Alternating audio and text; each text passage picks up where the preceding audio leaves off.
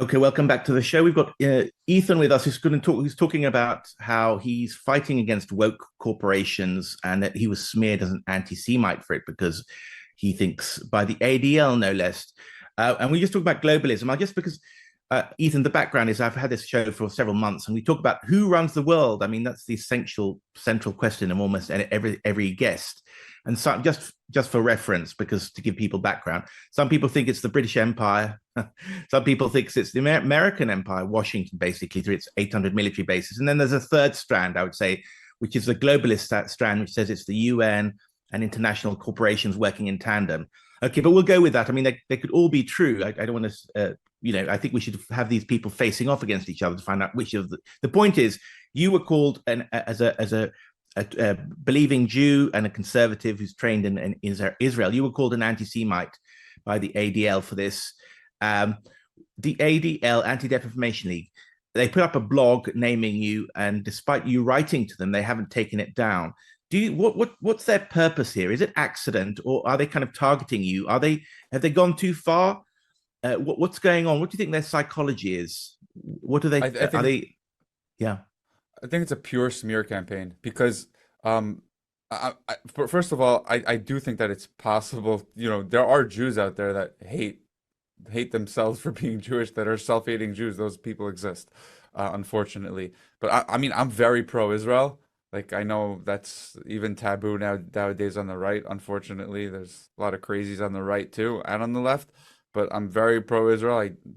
I have family in the IDF. I take no Mm. shame in it. I am practicing Jew to a big extent, and and so I wrote to the ADL telling them all this. I outlined how so much of my life has been dedicated to Jewish causes, and they didn't even answer me. And then recently we also had another smear by NBC, which smeared us as, anti-LGBT.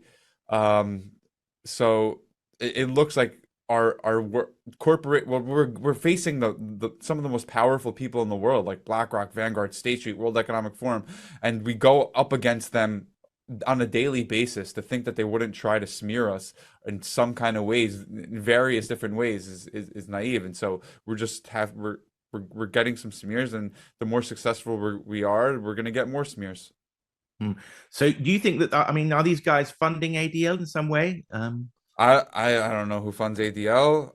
I don't think so. I don't think that Mm. there's any sort of relationship between the World Economic Forum and ADL. I would highly doubt that. But BlackRock Um, say, I don't like to speculate. yeah, I'm really not much of a conspiracy theorist. Like, I don't like to right, speculate. I I right. I don't know who funds the ADL. I think it's Mm, probably like private donors, mm, and so mm. I think it's Okay, because they're but woke and because they're leftist. so on a personal level, you feel like you've been stabbed in the chest by this because I mean, this could be nobody's more pro-Jewish than you are and pro-Israel, and yet here they are calling you an anti-Semite. I mean, talk about abandoning your allies. This is not a smart move by ADL, is it? Yeah, well, I wouldn't say necessarily call them my allies because they don't even really push uh they don't push pro-Israel or pro-Jewish values in a full way. They hide behind like a patina of being just an anti-Semitism organization, and what they really do is push wokeness. And so Yeah. they're far from my allies. Mm. So, what do you hope from them? I mean, what would satisfy you? Because they've still got this blog post up. They've smeared you. You're doing great work fighting, you know, this leftism or this globalism, as you say, which takes away, basically removes the democratic choice from the public and puts it in the hands of Exactly. corporations and bureaucrats for values that most people don't share.